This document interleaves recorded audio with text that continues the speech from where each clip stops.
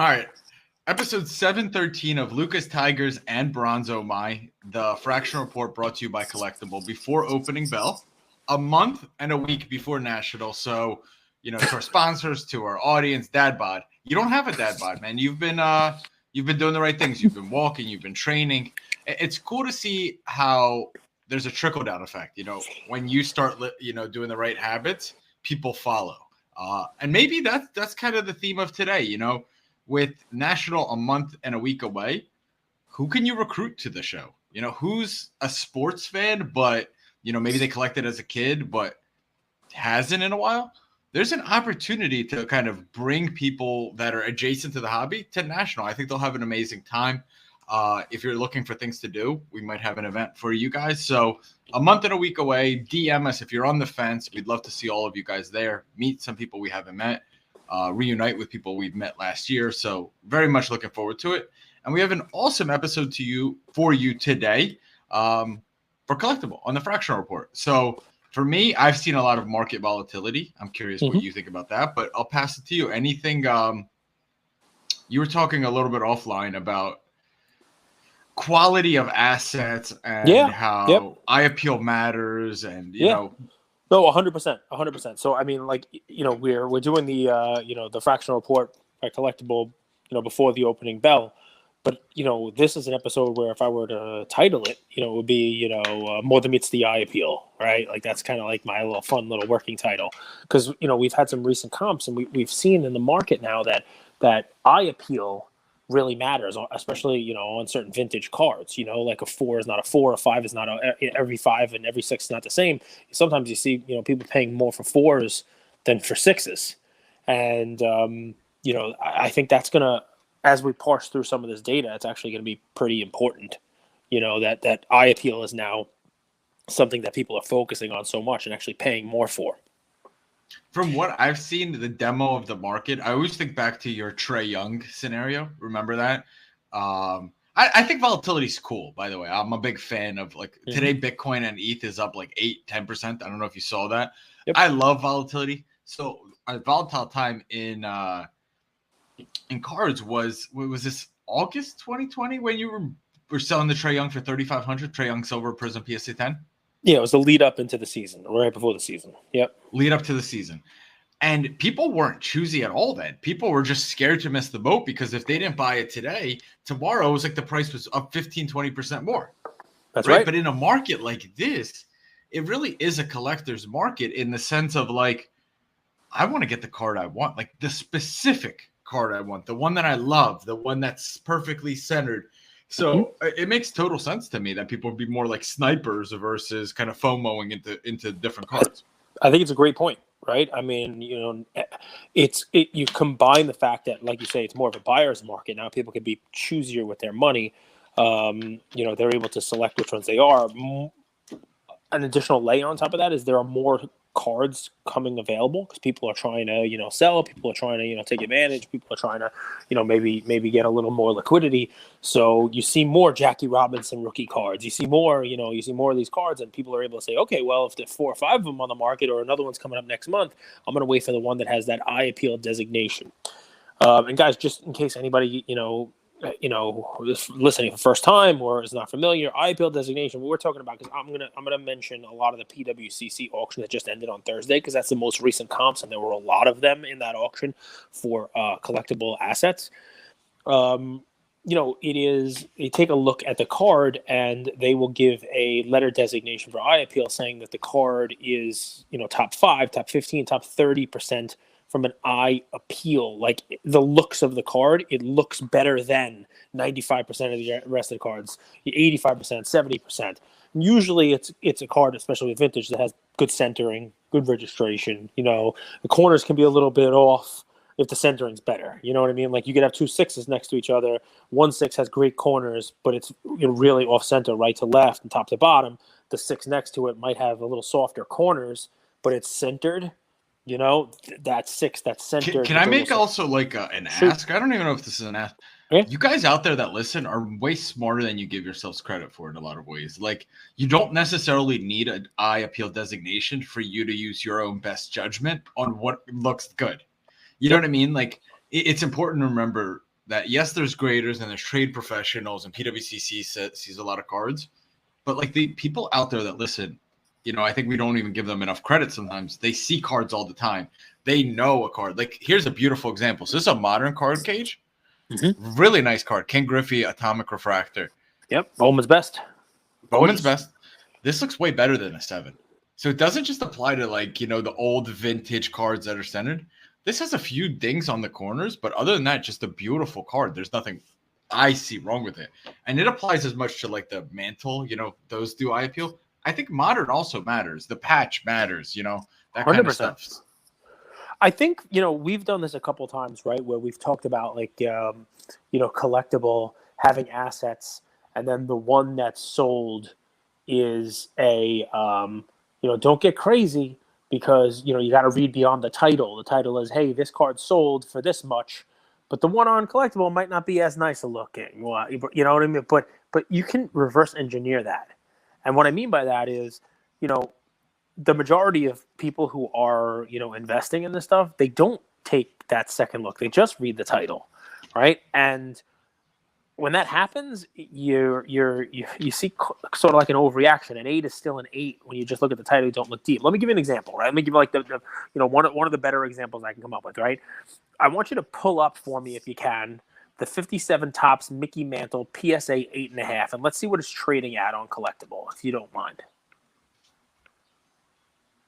Got you, brother. How are we doing today? You have a good Father's Day weekend? Yeah, man. I had a great Father's Day weekend.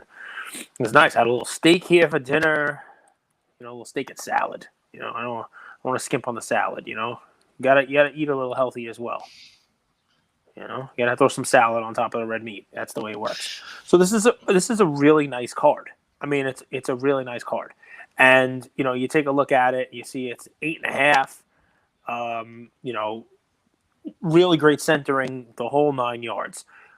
It's not an ugly version. It's not an off center. You name it, right? And what's the current trading price? You My see, computer's being a little slow, man. The market price, I think, is in the 30s, right? 37.5, 675. So $38,000. Hasn't really done much. If you look at that chart, it hasn't really done much in a while, right? Now, in PWCC, an 8.5 sold. Same exact card. 57 Topps, near mint, 8.5, with a similar, flip number. This one has like a 2.4 number, and the one that sold is a 2.8 number. And that card, I would say that the one on Collectable is almost as nice, right? Almost as nice. The card that sold on PWCC had a PWCC S designation, meaning it's a top 5%. You want to take a guess what it sold for? Now, this one here we're looking at on Collectable, market cap trading $38,000. What do you think the one with the S designation 8.5 sold for? 55. 66. Wow. $66,000, right? So, guys, what I would tell you to do is take a look at that card and take a look at the one that sold on PWCC and tell me whether or not it's worth the double premium almost. And I think what you're going to see is headline, recent comp, Thursday, the 16th, same exact card. PSA 8.5 sells for 66. The one on Collectable is 37.38. This is a card you would expect to move because of that. So real quick, there's only 23 graded examples higher than this, just so you guys know. Mm-hmm.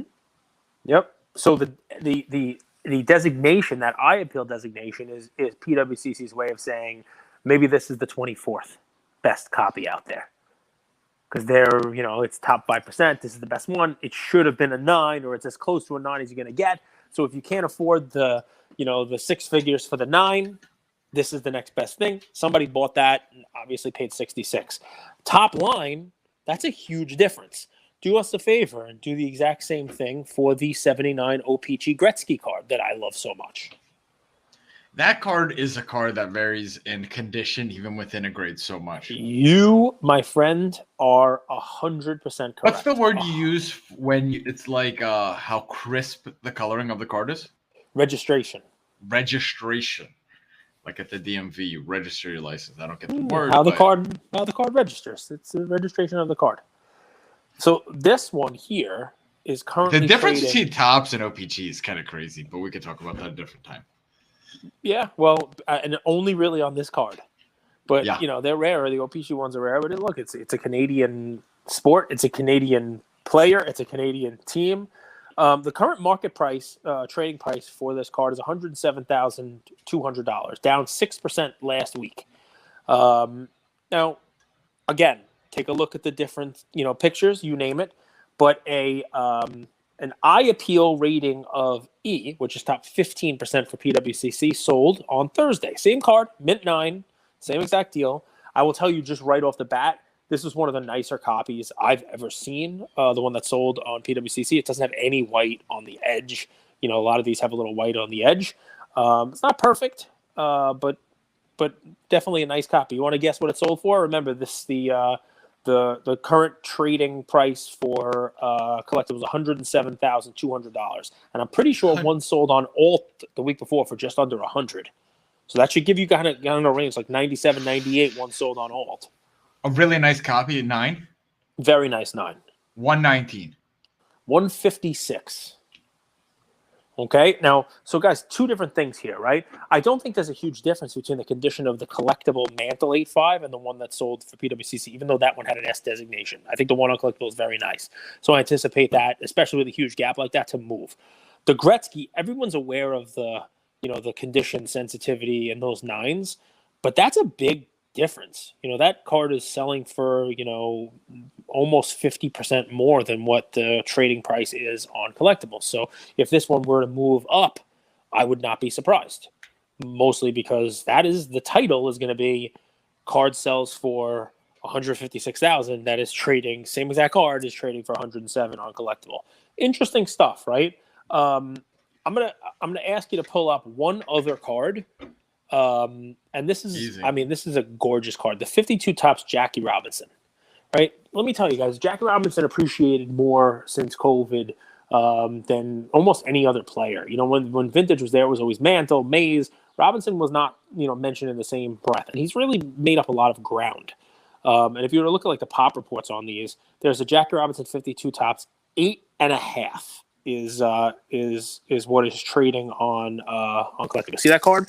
This card is getting a lot of love. The red background, the whole 9 yards, and there's not a ton of these in real high grades. We had Jason Kuntz from OTIA on, remember, and I'm pretty sure that he has a 9 in this, I think. Just a really nice card. Now, is this his rookie? No, it's not. No, but 52 Topps is not Mantle's 48 Leaf is his 48 Leaf, year? Yeah, 48 Leaf. 48 Leaf is the one that people would consider. There's a couple of other, releases. 47 Bond Bread. There's a couple of other releases that would lay claim with to vintage it. Cage, because this is Mantle's iconic card. Does that play into it? 100% correct. It's exactly why people are buying this, because they see a Mantle 9 sell for $5, and now probably more if it were ever sell again. They see the 8 sell for $1 to $2 million, in recent sales last year, and they say, okay, Jackie Robinson, same set. It's not a rookie, just like Mantle's not a rookie. And this is just a really nice looking card. Look at the red in the background, just a deep red color. This is a card that, has gotten a lot of love recently. It's had a little bit of a run. But if you look at only 11 copies graded higher by PSA. That's the key, right? There's only 11 higher than this 8.5. And this is one of those things, right, where I'm going to tell you a number and you're like, wow, okay, well, this is overpriced. The PWCC had a PWCC E I designation, a really nice copy of the 52 Topps in PSA 8, not 8.5, an 8. All right. And it's over $276,000 on Thursday, which I think may be a record for an 8. So you say to yourself, well, then this 8.5 at $448,000 on Collectible, that's high, right? Not necessarily. Right. Because as we've learned, Andrew, in, taking out the tape measure and measuring, in vintage cards, the difference between an 8 and 8.5 is more than just a half an inch. It actually, it actually makes a lot of difference, And if you don't believe me, look at the Lou Alcindor from 1969. The 8 versus the 8.5. It's a very big difference. So, this is just one of those things, right? Where where I would take a look at this card. It was down almost 8% this week. And if the 8 is going to be a $250, $275, $300,000 card, people will pay a premium for that 8.5. It's just one to take a look at. It's a gorgeous card, and it's one that has really gained a lot of momentum recently. This we've just given you 3 cards to look at with potential up. We talked last week, I believe, about the 1960 Topps Willie Mays PSA 9 because it was down, and we're like, why is it down? Willie Mays, it was up 11% this week to a 16,334 market value. The 1960 Topps PSA 9 Willie Mays. One of those sold this week also, again, with I designation. So, do your homework on it, right? Not every 9 is the same. PWCC, determined that it was an E. It was, one of their nicer ones.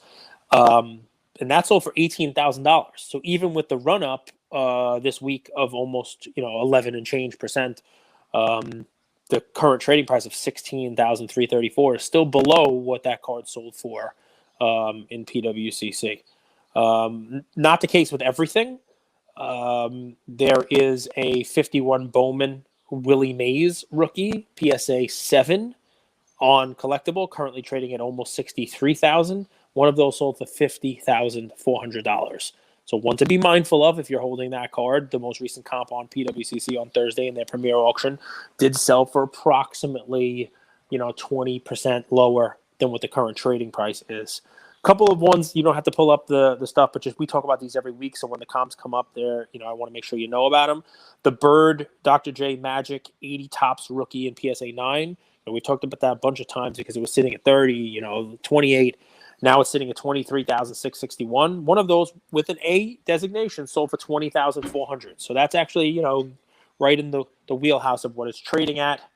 On the negative side, although it's not, the worst thing in the world, it's pretty close. But again, we talked about the 1980 Topps wax box, the basketball box that has those cards in it. There's a basket of 2 of those trading at 47.7 on Collectable. One of those ended at 19.2. There's no eye appeal there, guys. A box is a box. So at 19.2, you're talking about 38.4 as opposed to 47. Again, so that would put the Collectable thing about 20% higher, than what the auction price would be. Couple of other ones just on the higher side. Tom Brady's 2000 Bowman Chrome in BGS 10, trading at $33,000 on Collectable. One ended at $21,600. Not all Brady's fall into that same basket. However, I'll use that basket as a term because Collectable has a Contenders rookie auto BGS 9 basket. BGS 9, a basket of 2 at 144, which would make them 72,000 each. One sold for 78 in the auction. No I designation, no nothing. What do you expect from Brady this final season? We're not from a performance standpoint, but from a let's say he does X, what does it do to his cards Y type of thing. Like if he makes a run to the Super Bowl, dude, this card does it even matter for his cards? Yeah, of course. You think so? I mean, yeah. I mean, another Super Bowl. He's had quite a run up, though. He's had quite a run up. Yeah, and I mean, listen, I don't see a tremendous, dip in his stuff. I mean, there may be, right? Because people have really, piled into his cards. But if he comes out like a house on fire and is winning, 6 of the first 7 or 8 of the first 9 or something like that, the pricing will sustain and even potentially go up. He's cemented himself as the GOAT. Which in a market where everything's kind of capitulating might not be the worst thing, even if it's flat, right? Correct. Yeah. Well, but I mean, the thing is, right, he can only set the bar a little higher for all these other young guys who are coming out. And what I would say about it is, yes, Brady has had quite a run, but you do have to counter that when you see, Mac Jones Prism cards being pulled. A guy's done nothing. Literally, he's done nothing in the league so far, and they're selling for 6 figures also. I mean, okay. Come on now. Have some respect. Put a little respect on it. Jerome Walton was Rookie of the Year, too. You ever heard of him? Bill Walton, one of the best late-night commentators in the game. Jerome Walton, an incredible coach of the Kings, one of the best. He had a 300% or 0.3 winning percentage. By the way, do you like 300. this? Somebody said I shouldn't drink 2-liter bottles directly on, so I got a cup that will hold 2 liters in it. See, that's the size of my head. I can just pour a whole 2-liter right into this cup. I got it for 4th of July. I'm ready. I think that's better than drinking out of 2-liter, if we can be frank. No way, man. I have Get out of here. On the You could be topic frank. of Do I get to over- say being cage? This is something, to look out for. This Here we go. There's a Serena Williams basket, 2 cards basket for $42,600. So this isn't her glossy. This is the Net Pro Elite, which I think is out of 2,000. Something to keep in mind, having a market cap of 42.6. If you go just to the sales history on this card, the recent sales are 2,300, 3,170. What worries me is this basket of 2 cards, 42.6 is 6x what everyday comps are of that card. It's out of 2,000, so it's not actually the rarest card, like the glossy. So just something to keep in mind and take note of. One more comp from PWCC, and let me ask you this. Sure. Is What do you like- PWCC what do you auctions like- amazing? Yes. What do you like better? Gold vinyl out of 5 or gold out of 10? What do you like better? What do you think? There's a sick gold vinyl Dante Culpepper on the PWCC weekly auction for $25 right now. That's kind of sick. I know it's stupid, but I remember Dante throwing bombs to Randy Moss. Listen, it's supply and demand, right? So right? We're talking this. So which one do you not like? with this? Because you remember the black gold Luca that I think Rips had? I always thought that was an even a cooler design. I love the look of it, and it's out of 5. And that's not a gold vinyl, black gold, but same out of 5. Still, the gold held a premium. I don't know. It's clean. It's sleek. I like the gold, but I like black gold more, and then I like gold vinyl third. If I could give you, so yeah, black gold, gold vinyl. Do you think that gold vinyl having 5 only needs really half the demand that a gold out of 10 does to maintain the price? No, because they keep changing the parallels. Sometimes the gold vinyl's out of 1. Sometimes it's out of 5. People don't like that. People like consistency. I think you're right. So on Collectable, there is a 2018 Prism Josh Allen rookie BGS 95 gold numbered to 10. And it's currently trading at $120,000. Okay? So it's a BGS 95, $120,000. What has Josh Allen done? I hear it. This is what the hobby's done to me. They've conditioned me whenever I hear a big number, modern quarterback, I hear these So stay with me here. Remember, I did a lead-in, and the lead-in was gold vinyl out of 5, gold out of 10. So now we have a gold out of 10 on Collectable. Gold. It's BGS 95, so there it is. Gorgeous card, $120,000. What do you think? And again, it's a PSA 9. What do you think a gold vinyl of the exact same card is?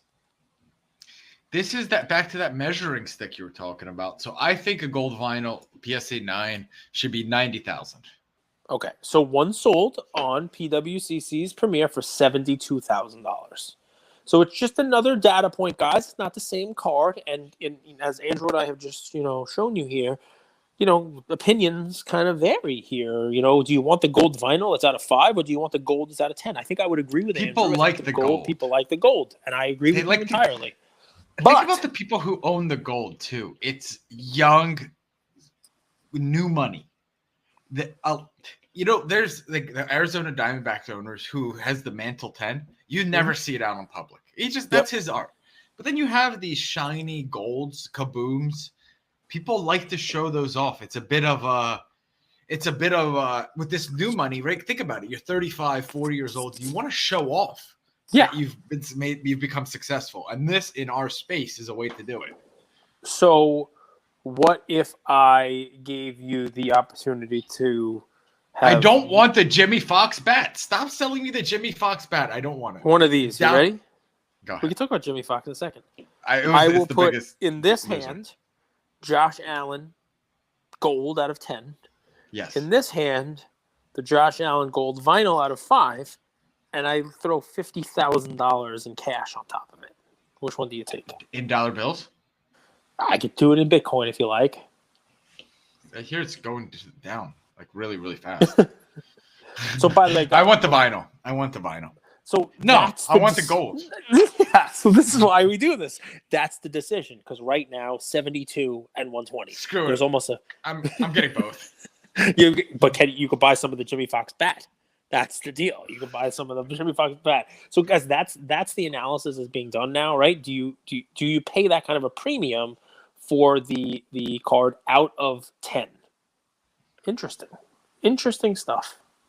Can we talk about the Jimmy Fox bat real quick? Because this is, I do believe, don't invest in things that you don't understand. I think that's one of the best fundamental principles out there. If you don't understand it, don't invest, right?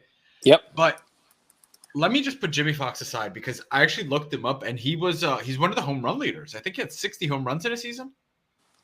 Is that I don't think he hit 60. I think he was in the 50s. Yeah, he was in the 50s. I don't think 60. But think about this. So I think only a couple people hit 60. In an era, this is one of those things where I don't know how to properly price this, but if I use relative to other legends of the game, and I don't know if you'd put him as a legend of the game, but we could talk about him. You have a perfect, I mean, this is a very high grade, 9.5, from the World War II, which is kind of crazy era in general, and a game used and signed bat. It's very appealing. And then just to add to that, guys, it's on the biggest loser list, going down 60% last week. Wow. 60% last week it was down. So what's it currently trading at? It's 42,000. It was down 64% last week. It's currently trading at $5 a share. It was started last week it was at $13.95. Wow. I mean, that's pretty crazy. Again, what do you value it at? Who is Jimmy Fox? Will kids remember him? I don't know. I don't know, but that's a cool artifact of history. I really like it. I mean, listen, I read somewhere, I think the Jimmy Dugan character for Tom Hanks in Game of League of Their Own was sort of based on a couple ball players, and I think Jimmy Fox was one of them. I think.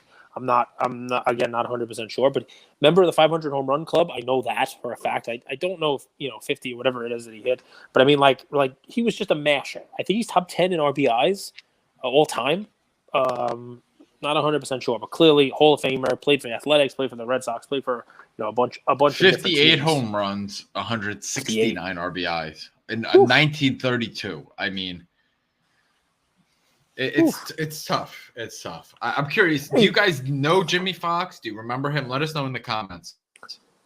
Can you do me a favor? Can you see? Are items that were removed from the platform on there? Like they say yes. They're not there. If they were buyout, yes. No. I mean things that remember there was the Juan Soto. Remember there were things that were going to be IPO'd, and then either they didn't fill. Remember that Juan Soto was like that, so there's no Soto on there. I'll have to get the details on it, man. We'll talk to Collectable about it. But I mean, if you type in Luca on there in Collectable, you see anything? You see anything come up or no? How many Lucas come up? How many? Too many. A million. So we have the Game Worn jersey. Flawless? Shoes, no, Flawless isn't here. No Flawless. No. There is a LeBron jersey, so I want to talk about this LeBron jersey with the logo man selling now. Yep. So I'm curious what you guys think the estimates are. I personally think that card is slightly, let me rephrase, pretty overrated. But, it's one of those cards where it's a collector's item. It's a one of one. You don't know what's going to go for. But what's interesting to me is there's a early access Cavs LeBron jersey, game worn and photo matched, which I've learned is a huge thing for collectors. If you guys want to get into, in a way, you're kind of getting into the Flawless logo man in a sense. Maybe a derivative version of that. This is a 2016 game worn jersey of LeBron James, and I like this jersey. This is kind of the throwback looking version of it too. So something to take a look at. Valued at $90,000 for a game used jersey. I don't know what you make of that and what you think a logo man should be worth if a game worn LeBron jersey is worth 90,000. So, but something to take a look at. Cage, anything else you want me to go through? Yeah, I mean, listen. Well, again, I gotta look into this, right? But I'm pretty sure I remember, and there's a reason why I'm going down this road. So please, forgive me, guys. But I think in 2021, towards the end of the year, I think Collectable was looking to launch Luka 2018 Flawless vertical gold patch auto out of 10 in a BGS 9.5, and it was removed from the platform due to lack of interest. I think it was $126,000 was what the valuation on it was. I'm looking up now. I can see if you go to, there are sites that track these things like alts.co, right? If you put that one in, alts.co has this card. There were shares, 12,600 shares, share price of $10,000. There might have been some retained equity in it. It was supposed to IPO in November of 2021. But obviously it didn't fill, or it wasn't there. We might have even been talking about this card as something that was going to come out as available. You see, there's the card. Exactly, that's it. And it was something that wasn't listed. And this, guys, this is. I know what happened, Cage. Shoot, all you have to do is ask. Wait, what happened? This is when the scandal happened with Luka's mom. We all found out she signed his cards. No, so here's why I bring this up, right? We've had a bunch of items come to market, and people are like, oh man, that card, that Mahomes is not worth that much. No, that card's not worth that much. How can they put that at that much? And they let the market kind of decide for itself. But markets change, don't they? And what is in vogue changes. National Treasures changes. Who knows? All of a sudden, Drake and Ken Golden and Flawless is like to the moon, right? And Flawless was not thought of in the same way back in 2021 as it is now. And let's just take a snapshot of that, right? Whether there was retained equity a little bit or not, there was 126,000. I think there might have been, a little bit of retained equity in that, but nothing crazy. Yes, that was a 9.5. But I'm here to tell you, on Thursday night, a PSA 10 sold in Premier Auction of that card, the one that did not come to market because there was no interest for it at 126 or 200 or whatever it was. It could not fill. It was removed from the platform due to, quote, lack of interest. You want to take a guess what the PSA 10 Luka, same gold out of 10, vertical, flawless, same card, sold for? That's a $600,000 card. $500,000 card. $336,000. $336,000. And so it's funny to think about that, right? It works both ways. Tim Duncan buyout, this card buyout. You should have Michael Porter Jr. buyout. I'm sure the people who were offered a buyout on Michael Porter Jr. would take the buyout now. Obviously, that's a different scenario because of his injury, right? But then he comes back next year, and then it's snip, snap, snip, snap. It's flip, flop. So flip, this flop. it's a fluctuating market. What's interesting about it is I wonder, if the person who brought that to Collectable and said, "Hey, let's take this out there," at the time, the public perception was, that card's not worth what you guys are putting it out there for. I don't want to buy it. And yet now, and again, PSA 10 versus, BGS 9.5, I know there's a difference, but 336,000. That card. So it's just one, worth noting, right? You showed the card. It's one worth noting. It's an interesting thing. It most definitely is, something to note on the comps. You want to go through some of the data? Sure. So down market, not surprisingly, I would actually say relative to how stocks and crypto performs, it's not down as that much in a way. So top three gainers are baseball, actually. Gleyber Torres, Corey Seager, another home run today. Ripken. Nice. So Gleyber Torres, Bowman Chrome Orange Refractor, up 50%. Corey Seager, Basket, up 47.8%. And then Cal Ripken Jr., game worn and signed jersey, photo matched to his Topps rookie card, which I actually think is kind of cool, right? It's really cool. Up 42%. Top three decliners, the Jimmy Fox bat. Kobe Bryant, 2016 game worn Black History Month sneakers, photo matched, down 60%. That's a good one where we've talked about this for some time, Cage, that has that volatility, up, down 1 week, down 1 week. I would be surprised if I didn't see this on the top gainer next week. And then we have a Charles Barkley, 94 playoff career high, 56-point game worn jersey, down 40%. Open for early access. We have the LeBron game worn jersey at 90,000, which I mean, okay. Stephen Curry, fund GOAT portfolio, a curated basket of 17 cards, $1 million. I have no idea what that means. It's just 17 Steph Curry cards, IPOing You can or go early through access. it. You have to You go could through it, guys. There's a lot of different cards. It's not just one card. It's 17 cards, and obviously now's the time to be looking at Curry. Curry's cards are amazing. That RPA just sold for $720,000 or something like that. So we've take a done look at some legit we've Currys done in about there. 45 of the collectible episodes. This is unique. So this to me, a basket of base silver cards is not that cool.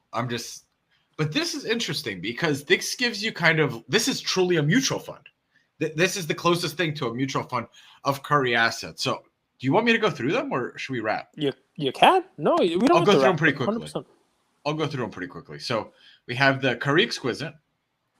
We have the Curry Topps Chrome Gold Refractor. Wow, Remember, nice these card. are all, I think these are, so this BGS. So it's a little bit tougher to compare apples to apples here. We have the Topps Chrome Refractor Curry in here.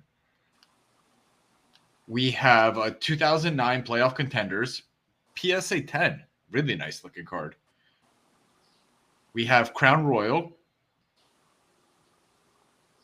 We have Panini Next Day Autos. This is a really nice card. Really nice auto on card. That's not a card you see a lot. And then you have 2012 Prism Select Silver. This is interesting, Cage. I don't even know what's Kaboom Curry from 2013. 10. We got a Panini Prism Green Mojo. This is getting interesting.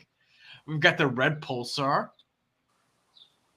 We have a Downtown SGC. We have a Downtown PSA 10. And we have another Kaboom. This is hilarious. I actually kind of want to invest in this the more I see these cards. We have a 2020 Gold. And I don't know if this is another Crown Royal or we're going in circles. Yeah, one more Crown Royal, one 17 more rookie. cards, man. 17, it's a lot of cards. Is that a logo, man? Go back to that.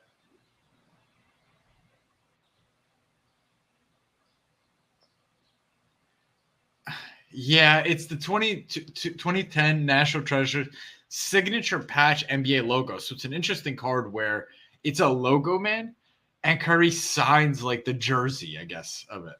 Or maybe this is a hat. So very interesting. Very interesting. I'll say this. We've done a lot of these episodes. I've never seen a basket quite like that. So do with it what you want, but take a look. Take a look. So you like the basket, eh, boo boo? I kind of do. I kind of do. The picnic basket. So listen, I can't let it go with that because if we're going to talk about Curry being on the higher end of the spectrum now and a good time to jump into Curry stuff, obviously, right? I mean, Stephen A. Smith came out after he won and said he's going to repeat next year and he's going to win 5 championships and then blow past LeBron. And, they're getting Wiseman back. Who knows what that's going to do? Allegedly, that guy will finally play. Let me just the West is tough, man. Clippers are getting Kawhi back. A lot of people are going to get a lot of people back, right? I mean, Jamal Murray's going to come back. Who knows? Luka may join LeBron. I'm just kidding, but that would be amazing. But listen, let's go to the other end of the spectrum. Can you pull up? You don't have to, actually, if you don't want to. We could just talk about it. Kevin Durant's rookie refractor. Because if we're going to talk about what the Warriors are doing and whether or not, Steph, has now his own legacy. Most people say he had it before. Hey, he won another one without Durant. What does that do? And, how does that separate him? He's now, the GOAT. Steph Curry is now better than Michael Jordan and LeBron combined. And if Michael Jordan and LeBron had a baby, Steph Curry would still be better. That's what everyone's saying now. But let's talk about Kevin Durant. This is a card that we've talked about many, many, many times. And if you take a look at the current trading of it, right, it's currently trading at $18,750. All right, this is a PSA 10 Durant 2007 Topps Chrome Refractor rookie numbered out of $14.99. This is a card that was trading in the mid 20s to high 20s. When he was going to be leading the charge for the Nets, it's at $18,750. What do you think the PSA 10 sold for in Premier? Remember, it's trading currently at $18,750. I think 13, maybe 11. $9,600. Here's my worry with Durant, and people aren't going to like this. He reminds me a little bit of Jerry West. He has a decorated career if you look at his accomplishments. But then there's two things against him. First is he's not liked. Say what you want, he is not well liked. And Jerry West wasn't that well liked. And that's if he's how he's portrayed in that documentary, got pretty pissed off too. But then the second thing is the people that could read behind what those you go to Wikipedia and you see the accolades know the truth. And they know that he bailed on OKC. He got his 2 championships, were with a 73-9 Warriors team. Okay, he got him a championship, got him finals. He left, and now they even see on top of that is this team got back to there by swapping Durant for Wiggins, basically, right? Pretty much.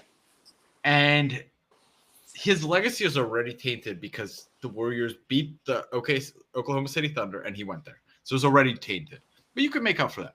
And now this, where he had an opportunity with Brooklyn, they super underachieved for 2 seasons, and the Warriors overachieved in a lot of people's eyes. I think he's a top 20 player, top 25, where right now he's considered top 10. And I think he falls from grace the next 5 to 10 years. This is the cool thing about sports. You know, you never know who's going to be where. You never know what the team makeup is going to be. If I told you coming into the season that the Nets were going to end the season with only Kyrie playing, part of the time or some of the time with Durant and Ben Simmons on the bench, never playing a game, you would look at me like I was insane.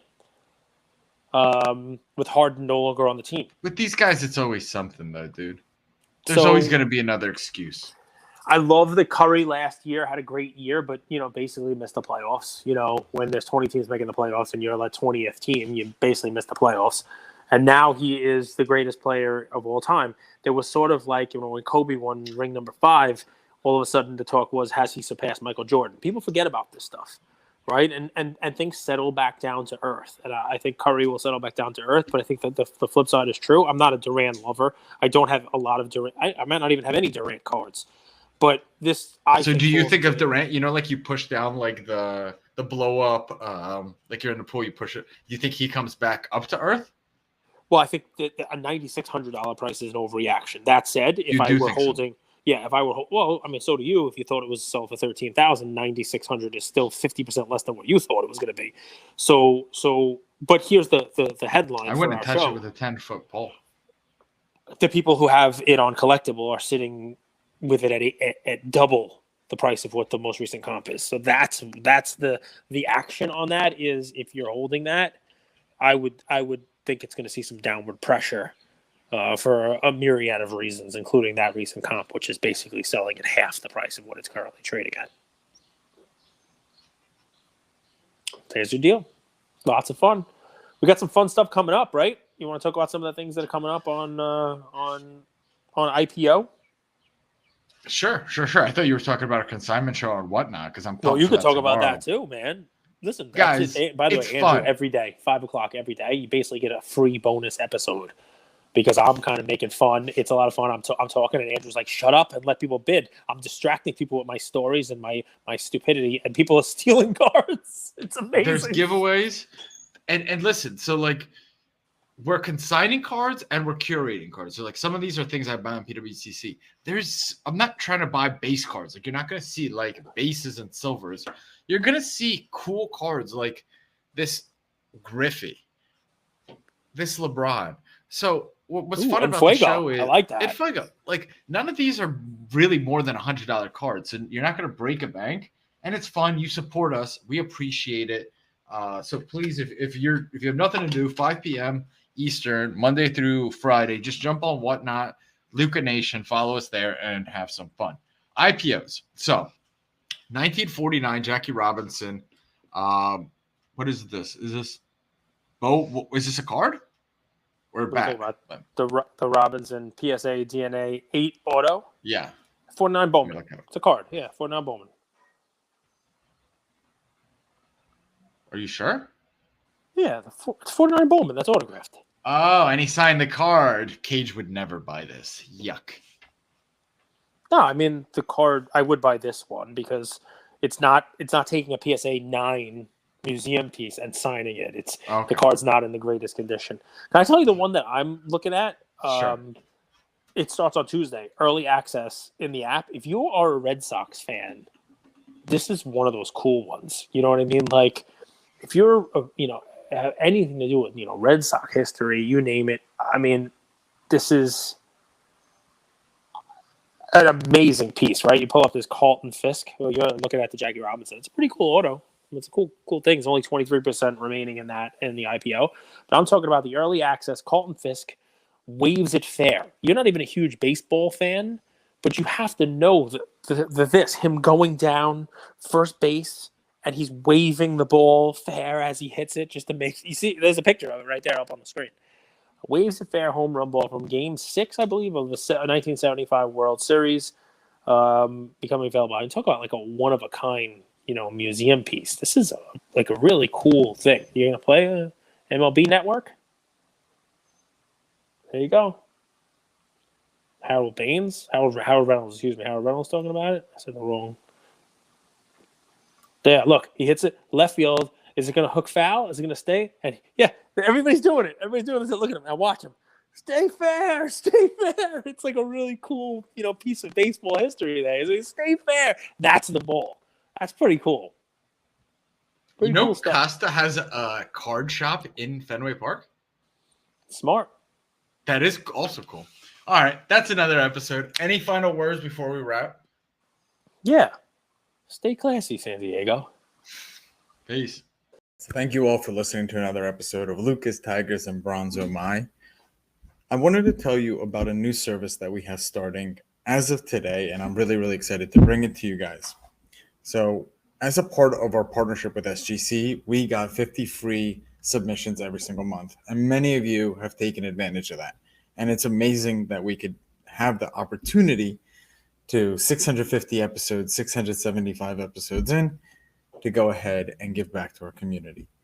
As people were sending those cards in, they asked, can we send 5, 10, 20 more cards to you guys? We'll pay for it, but we wanted them graded with SGC.